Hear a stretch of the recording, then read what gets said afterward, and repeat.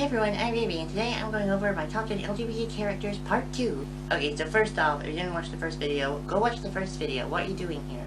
And second off, I'm going over, because I've seen a lot more things, and I know a lot more characters now, since the first video that I wanted to make a part 2.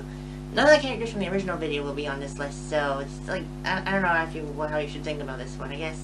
Think of the last one as 20 to 11? Yeah. And then this is 10 to 1 now. I guess you could think of it like that. But anyway, let's get started. Number 10 is kind of a weird one. Number 10 is the Dean from Community. Okay, I'm not actually sure what his sexuality is. I just know that he's obviously in the LGBT community. But yeah, he's so fun. Him and Abed equally are my favorite characters, because if you just mesh them into one person, that's basically me. I got the side of me that's like Abed, who's obsessed with things and likes making movies, and then I got the side of me like the Dean, who's flamboyant and dresses up. So, yeah, that'd be literally me. But yeah, I like the Dean. There was an episode where I don't remember his name, but him tried to take over the college, and so he kidnapped him and replaced him with a doppelganger, which I'm not gonna lie, it's pretty serious. That was in the 4th season, which should have been the last season. I don't care if there was 6 seasons in a movie, it should have been the last season. But yeah, the Dean is a great character. Again, I don't know what his sexuality is. I don't know if he's gay or pansexual or whatever, but he's definitely in the community, so he counts for this list. But that's why he's number 10. But anyway, let's move on. Number 9 is Rainbow Quartz 2.0 from Steven Universe. We all know that a character from Steven Universe is going to be in this video. Okay, Rainbow Quartz is probably my favorite fusion. I mean, I like Stevani for what they represent, but I think Rainbow Quartz is my favorite, because they're the first gem that actually goes by he, him pronouns, which is awesome, okay? Sure, he doesn't actually go by he, him, he goes by he, they pronouns, but I think he is more fun for him because, it's the first male presenting gem, so I think that's really cool. I know he's a fusion, but still. And there have been other gems that have male voice actors, but they don't identify as he, him, they identify as she, her, like all other gems. But, it's really cool that Rainbow Quartz was the first male gem. And the fact he's a Rainbow Quartz, it's so fitting. I love that so much. Well done, Rebecca Sugar. You really nailed it with this one. I'm glad that he got more screen time in future, even if it was just one episode, because he only appeared for a couple seconds in... Sorry, he only appeared for a couple seconds in, what's it called? Change Your Mind. So I'm glad that he got a whole episode for himself. Number 8 is Wendy from Gravity Falls. Okay, you're probably typing a comment saying how Wendy isn't part of the LGBT community, but she actually is. She's bi. Alex Hirsch confirmed it, so put your keyboard down, okay? Oh yeah, he kind of he didn't really confirm it, but he vaguely confirmed it, but I'm counting her because I like Wendy a lot. She's one of my favorite characters in the show. I think she's a lot of people's favorite characters in the show. And sure, we got the sheriff and the deputy who are an actual canon couple, but they didn't get to be a canon couple. Thanks, Disney. But Wendy is just awesome. She's only dated male characters in the show, unfortunately, but you know what? That's fine. Bi people don't always have to date someone of the same gender. There's a lot of bi people that haven't. It's not a big deal. It doesn't define who they are. They're still bi. But Wendy is a great character. And I love that she's not that girly. We need more non-girly girls in cartoons, please. That's really cool. Because apparently, according to Cartoon Network, girls don't watch cartoons. Are you kidding me? I know plenty of girls that watch cartoons. But Wendy is a great character. That's what I'm getting to. Number 7 is Harley Quinn from, Harley Quinn. Okay, this one I'm kind of cheating because I haven't actually finished Harley Quinn, but I already know that she ends up with Ivy. I already know that, so it's I just thought I'd count her anyway. But so far, I'm really enjoying Harley Quinn. It's such a great take on the character. I love that she's trying to get away from being the Joker's girlfriend, and she actually broke up with the Joker. I'm not that big of a fan of superhero stuff, but when it's animated, it's amazing. I've discovered that. Yeah, because the live action stuff is too serious, and I don't like it. And I really do like Harley, though. She's voiced by Kaylee Cuoco, who played Penny in The Big Bang Theory. I mean, you all know I don't really like The Big Bang anymore, but still, the fact that she's voicing her, she's so good at it as well. She puts so much personality into her. I love it. And I can't wait to see how her relationship with Ivy blossoms. It's already been hinted at already, where the point I'm in, but it's gonna be so cool. Number 6 is Santana from Glee. You all know a Glee character is gonna be in here, come on. I love Santana a lot. If you remember, I put her as number 1 on the top 10 best singers in the show.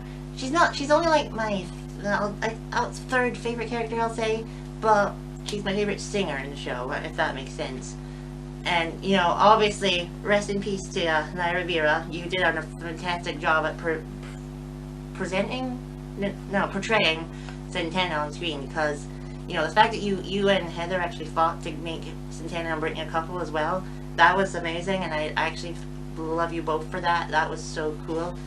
And Santana's character development throughout the show, obviously she's a bit of a bitch, but she's not the kind of bitch that Rachel is. She's the different kind. You know, the kind that you don't want to just grab her by the hair and put her head in water. Not drown her, obviously let her go, but oh, that was dark. Yeah, but Santana is a great character, and I love her, and I'm still sad about what happened, but you know, I'm over it. You know, I'm not over it, but I'm over it. that sounds really bad. Number 5 is Catra from She-Ra and the Princess of Power. This one was so hard. Okay, this one was actually really hard. I did not know what hero character to put in here, but I decided with Catra. Obviously, Double Trouble was in the last video, so I can't talk about them. And I was between Catra and Perfuma and even Adora and a few other characters, but I decided to go with Catra because, you know, Catra's probably the most fascinating character in the show, you know. She has abandonment issues, which, you know, probably stems from the fact that we don't know who her parents are. Although, to be fair, none of the Horde knows who their parents are. But yeah, I do feel bad for Catra. You know, she does get a bit, you know, come on, why are you doing this near the middle? But near the end, when she has a freaking mental breakdown because everyone's left her, you do feel really bad for her. But that scene was amazing. Not the best cartoon breakdown I've ever seen, that goes to these two here. But yeah, I still really loved that breakdown a lot. I know that sounds really weird. Number 4 is Blitz, the O is silent, from Hell of a Boss. I almost said Hazbin Hotel. That would have triggered a lot of people. But yeah, Blitz is the protagonist from Hell of a Boss. He's pansexual, and he's in a toxic relationship with not an antagonist, but a side character, Stolas, because Blitz has a business where, you know, because obviously the show takes place in Hell, so he has a business where, you know, Earthborn sinners, like, if they were killed by someone or want revenge on someone who's still alive, they go to Blitz, and he goes up to Earth and kills them for them. But he uses Stolas' book, which can open portals to the living world. And to get the book, he has to sleep with Stolas, you know, to get the book, you know, because it's Stolas' book, and it's kind of like a toxic, transactional, yeah, I'm not saying that word, but you can get it. But, you know, the show has developed so much since then, and, you know, Blitz and Stolas are actually really, you know, realizing how bad their relationship actually is. It's actually amazing to see, and I cannot believe that this is an independent cartoon. It's an independent cartoon, in case you didn't notice. It has no funding. All the funding comes from Vivzy Pop herself. But still, this is amazing. And Blitz has a lot to his backstory. He was in an abusive family, and he had an abusive friendship. He always, you know, chases his loved ones away because he doesn't want to be hurt by them, and it's just, like, so amazing. And and he's so funny as well. You know, and also, Brandon Rogers, if you're watching this, my name's Brandon too, just so you know. That's who voices him, by the way. His videos are really funny as well. But so, yeah, I love Blitz so much. Number 3 is Barney from Dead End Paramount Park. Barney is literally the first character to ever say that he's trans, and that actually blew my mind. I was not expecting it. I knew he was going to be gay, because, like, just look at him, but I did not expect him to be trans at all. He's a trans gay person, in case you didn't know.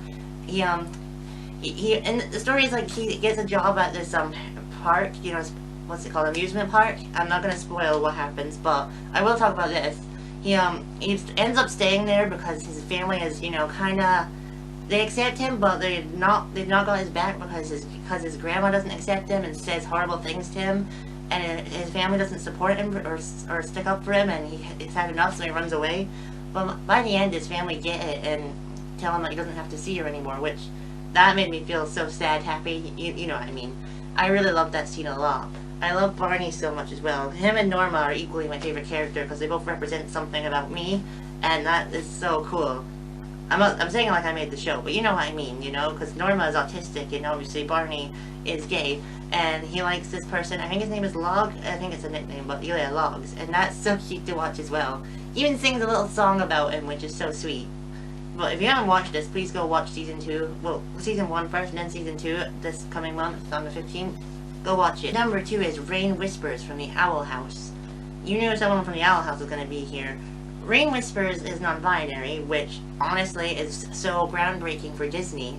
Because there have been plenty of non-binary characters now, but for Disney, wow. Unfortunately, they don't get a lot of screen time, obviously. And they won't be getting a lot of screen time because Disney shortened season 3, obviously. Screw you, Disney. Screw you. But yeah, I love Rain Whispers a lot. They're Ida, you know who Ida is, she's the owl lady. Ida's, I don't know what you call a non-binary partner, I think it's just partner? Well, her ex-partner, but they're definitely gonna get back together, and I'm so happy about that. I can't wait to see that. I mean, that's if Rain isn't dead, but we'll find out.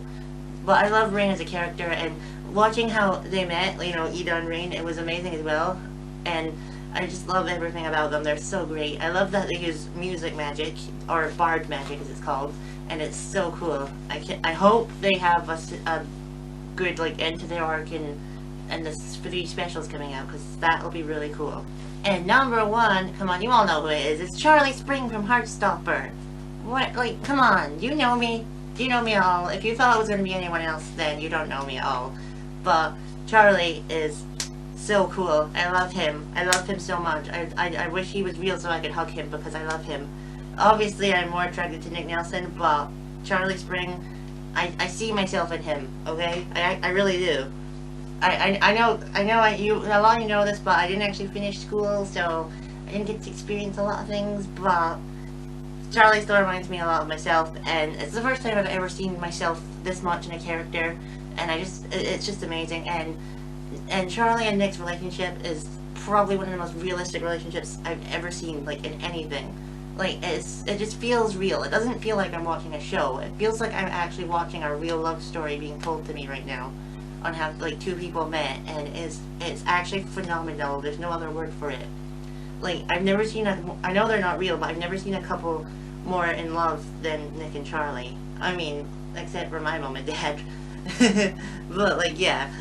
I really do love Nick and Charlie a lot, but Charlie I love just a little bit more just because I see myself in him. And, you know, if I see myself in him, it means I'm going to end up with someone like Nick Nelson, but, you know, that's a story for another day. But, yeah, Charlie Spring is the best LGBT character now. I'm sorry, Blaine, I still love you, but you had a good run. But, Charlie, you have replaced Blaine as my favorite LGBT character because you just feel real. And also, I know you wouldn't cheat on Nick, ever. I'm looking at you, Ryan Murphy. Go watch Heartstopper, because this is how you write a real LGBT relationship. But yeah, there's no way Ryan Murphy's gonna watch this, but still.